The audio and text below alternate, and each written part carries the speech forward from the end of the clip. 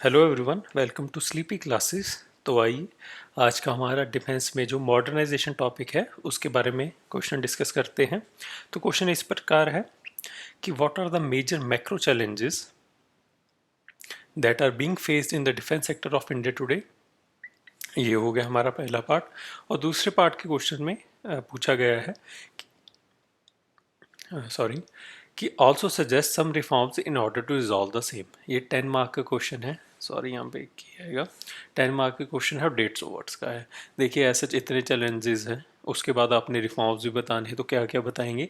तो इस केस में आप क्या कर सकते हैं कि शॉर्ट फॉर्म में बता सकते हैं सब कुछ। ज़्यादा एक्सप्लेन ना कीजिएगा। जितना आप कवरेज ज़्यादा करेंगे उतने आपको ज़्यादा पॉइंट्स मिलेंगे, रादर देन कि आप 2-3 पॉइंट्स को लिखें और उसको ज़्यादा एक्सप्लेन करें। उससे ज़्यादा बेहतर, क्योंकि ये 10 मार्कर है, तो उससे ज़्यादा बेहतर ये रहेगा कि आप कवरेज ऑफ पॉइंट्स ज़्यादा रखें और उसकी डेप्थ में कम जाएं, ताकि कवरेज ज़्यादा हो और आप ज़्यादा से ज़्यादा अपने पॉइंट्स कवर कर सकें सिर्फ 150 वर्ड्स के अंदर ही। तो आर्टिकल जो जिस आर्टिकल से ये क्वेश्चन बना है, तो वो आर्टिकल है कि अर्जेंसी ऑफ डिफेंस रिफॉर्म्स, जो कि हिंदुस्तान टाइम्स में आया था। देखिए जब भी कोई आपके पास पहले भी मैंने बताया था कि आपके पास कोई भी खास आर्टिकल है जिसके आपको लगे कि इससे काफ़ी अच्छे पॉइंट्स है, तो ऐसा तो उसको नोट कर लिए करिएगा।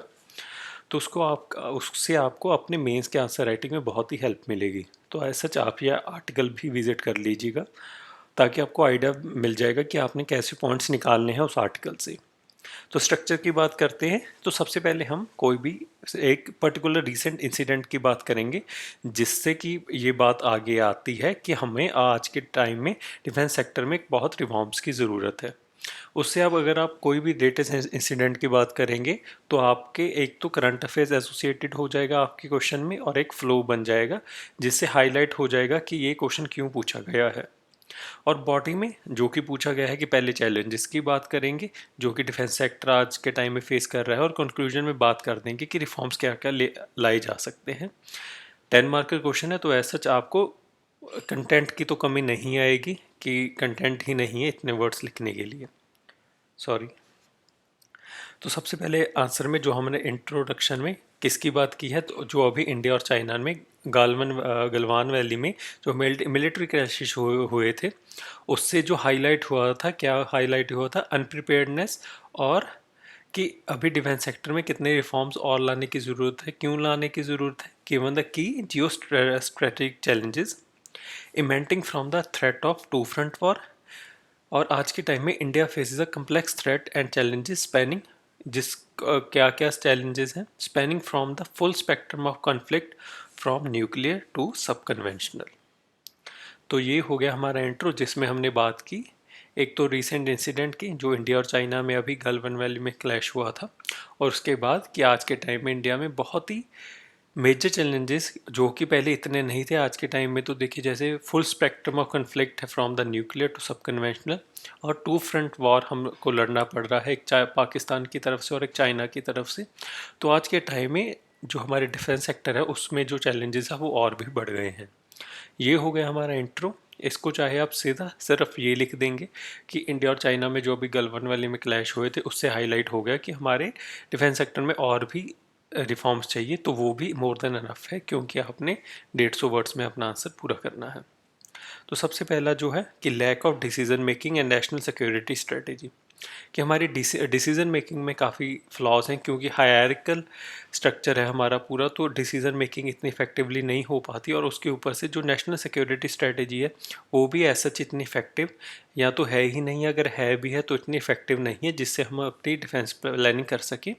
और हमारी जो डिफेंस प्लानिंग है वो रेट्रोस्पेक्टिव है इंस्टेड ऑफ बीइंग प्रोएक्टिव, कि हम चीज़ हो जाती है उसके बाद कुछ डिसीजन लेते हैं रादर देन उसके पहले ही डिसीजन लेने से। और उसके बाद जो कैबिनेट कमेटी ऑन सिक्योरिटी है वो सिर्फ तब मिलती है जब कोई इमरजेंसी सिचुएशन आ जाती है, बल्कि होना तो ये चाहिए कि वो हर कुछ टाइम के बाद मिले और रिव्यू करे पूरे डिफेंस सिनेरियो को, और चेंजेस करे क्या क्या चेंजेस करने चाहिए। और उसके बाद there is a absence of a national security doctrine and the absence of a long term defence planning, कि हम जब भी प्लानिंग करते हैं डिफेंस को लेके वो अगला कुछ महीने और साल या 3-4 साल के लिए करते हैं, जबकि ये जो डिफेंस प्लानिंग है वो अगले कुछ डिकेड्स की होने चाहिए। तो ये कुछ इश्यूज़ हैं।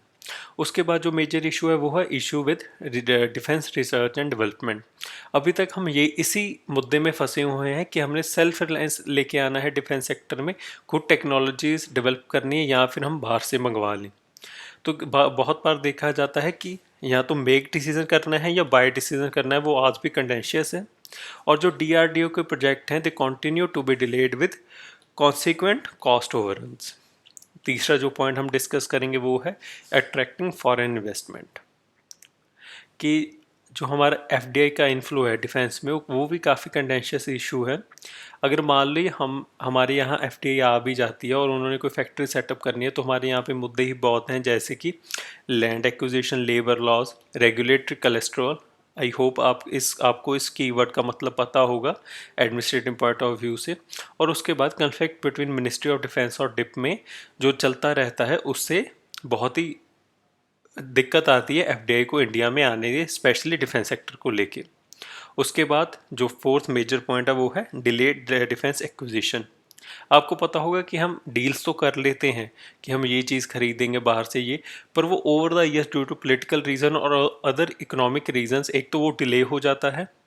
उसके क्या होता है कि डिले तो वो हुआ ही, और जो चीज़ हमको पहले 100 रुपये में मिलनी थी वो बाद में 200 में मिलती है, वो उसका इकोनॉमिक ओवररन भी हो जाता है।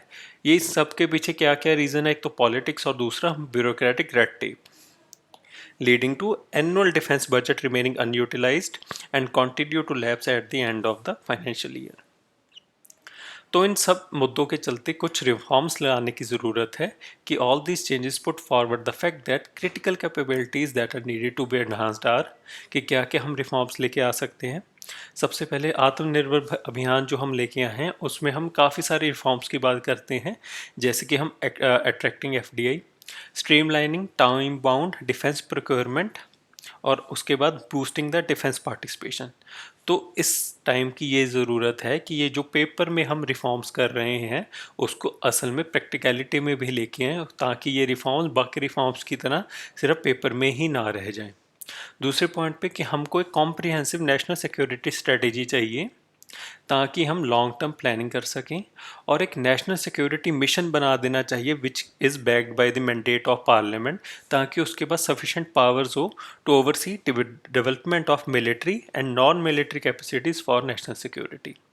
और तीसरे पॉइंट पे कि हमको, जैसे हमने अभी ट्राई सर्विस कमांड एस्टेब्लिश की है 2 जगह पे, उसी मॉडल के ऊपर हमको और भी ट्राई सर्विसेज कमांड्स चाहिए जिसको सेम एज ऑफिशियल हेड करे, जैसे कि हमारे चीफ ऑफ डिफेंस स्टाफ, ताकि हायरार्की से ऊपर उठ के एक हमारे पास एक मॉडल जा सके, अगर हमको जल्दी कोई डिसीजन लेना है तो वो हो सके। बाकी चलो इसके आगे भी प्रॉज एंड कॉन्स है कि अगर हम इतनी सेंट्रलाइजेशन कर देंगे डिसीजन मेकिंग की, तो उसके भी आगे फ़ायदे और नुकसान हैं।